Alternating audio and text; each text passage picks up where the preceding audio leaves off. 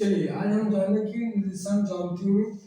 ठीक है, इसमें एक आपका टॉपिक है।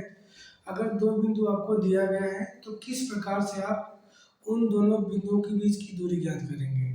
ठीक है, चलिए इसकी जानकारी इसमें लेते हैं हम। ठीक है, चलिए इसमें आपको दिया जाएगा यदि दो बिंदु x1 y1 और x2 उसके बाद y2, ये दो बिंदु हो तो इन दोनों बिंदुओं की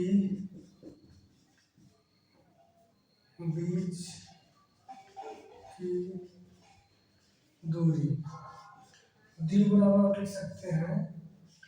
ठीक है, डी बराबर लिख सकते क्या होता है कि x2 माइनस x1 का whole square plus y2 minus y1 का होल स्क्वायर। ठीक है, निर्देशांक ज्यामिति में अब आज हम जानेंगे अगर आपको दो बिंदु दिया गया है तो आप किस प्रकार से उन दोनों बिंदुओं के बीच की दूरी निकालेंगे।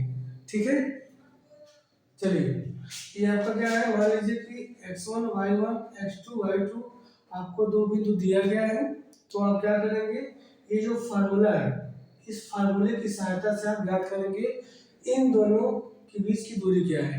ठीक है, चलिए मान लीजिए कि x1 y1 एक बिंदु है, एक क्या है x2 y2 दो बिंदु है, तो इन दोनों बिंदुओं के बीच की दूरी का फॉर्मूला ये है। मान लीजिए चलिए आपको इस प्रकार से दिया जाएगा। ठीक है, मान लीजिए कि ये क्या है, ए है, क्या है बी है, इनके बीच में का आपको डिस्टेंस निकालना है तो मान लीजिए ये क्या दिया गया है x1 x2 और दूसरा क्या है आपका x2 y2। ठीक है, ए मान लीजिए ए कोई आपका निर्देशांक है, बी आपका कोई निर्देशांक है। ठीक है, पहले का निर्देशांक ये है और दूसरा क्या है ये है।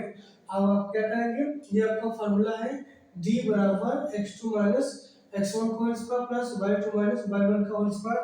ये फॉर्मूला आप रख करके दो बिंदुओं के बीच की दूरी का मान निकाल लेंगे। ठीक है, चलिए दो चार एग्जांपल लेते हैं। यही आपका फॉर्मूला है। ठीक है, चलिए मान लीजिए आपको दिया गया है इस प्रकार से कि -2, 4 -6, 4। ठीक है, इस तरह से आपको दो बिंदु दिया गया है और कहा गया है कि इन दोनों बिंदुओं के बीच की दूरी ज्ञात करनी है। तो आप क्या करेंगे, पहले वाले को आप क्या मानेंगे x1, दूसरा क्या है y1 और उस अगले में क्या है x2 और दूसरा क्या है y2। तो फॉर्मूला क्या होता है, फॉर्मूला होता है d बराबर डिस्टेंस निकालना है दो बिंदुओं के बीच की दूरी का। तो क्या करेंगे, x2 माइनस x1 का होल स्क्वायर और प्लस y2 माइनस y1 का होल स्क्वायर। ठीक है, d बराबर आपका हो जाएगा x2 का मान कितना है 6 है, 6 रखना है। उसके बाद x1 कितना है -2 प्लस 2 हो जाएगा स्क्वायर और प्लस y2 कितना है 4 और उसके बाद y1 है आपका 4। ठीक है, चलिए 6 दो आपका 8 स्क्वायर हो जाएगा, ये 4 में से 4 गया 0 हो जाएगा, खत्म हो गया। तो d बराबर आपका आ गया 64। तो 64 का वर्गमूल कितना होता है 8 होता है। तो जो d का मान आया है 8 मात्र। ठीक है, इसी तरह से आपका दो बिंदुओं के बीच का दूरी निकाला जाता है। इस तरह से आपको बिंदु दिए रहेंगे, आप इस फॉर्मूले की सहायता से आप इसमें मान रखेंगे, मान रखने के बाद सॉल्व करेंगे, जो मान आएगा उसका हम स्क्वायर रूट ले लेंगे। ठीक है, उसके बाद जो है वही आपका दो बिंदुओं के बीच का दूरी का मान आ गया। ठीक है, चलिए एक दो एग्जांपल और लेते हैं। मान लीजिए इस प्रकार से है, ये मान लीजिए कि a कामा b और दूसरा क्या है -a -b। ठीक है, अब कहा गया है कि इन दोनों बिंदुओं के बीच की दूरी ज्ञात करनी है। तो आप क्या करेंगे, पहला वाला हो गया x1 y1 और दूसरा हो गया x2 y2। ठीक है, इतना करने के बाद आप फार्मूले का यूज करेंगे तो अब क्या हो जाएगा, सूत्र आपका क्या होता है, d equal to x2 minus x1 का होल स्क्वायर और प्लस y2 माइनस y1 का होल स्क्वायर। ठीक है, इसी में आप ये जो मान आप निकाले हैं यही मान आपको इसमें रखना है। ठीक है, चलिए आपका हो जाएगा x2 का मान कितना है -a और x1 का मान क्या है a का होल स्क्वायर प्लस y2 है आपका -b और उसके बाद क्या है -b का होल स्क्वायर। तो क्या हो जाएगा, दोनों जगह क्या है माइनस है तो दोनों जुड़ जाएगा, -2 ये हो जाएगा स्क्वायर, तो यहाँ पे क्या हो जाएगा -2b का स्क्वायर। तो आप देख सकते हैं कि 2 दूना 4 इसके स्क्वायर प्लस 2 दूना 4 b स्क्वायर। ठीक है, तो आप देख सकते हैं कि d बराबर ये 4 कॉमन हो जाएगा, a स्क्वायर प्लस क्या हो जाएगा b स्क्वायर। तो 4 का वर्गमूल कितना होता है 2 होता है, 2 आपका बाहर हो जाएगा और कर्ली में आएगा ये a square plus b square मात्र। ठीक है, इसी तरह से आपको 2 बिंदु दिया रहेगा और इसी तरह से आप उसका मान निकालेंगे। ठीक है, चलिए एक क्वेश्चन और लेते हैं।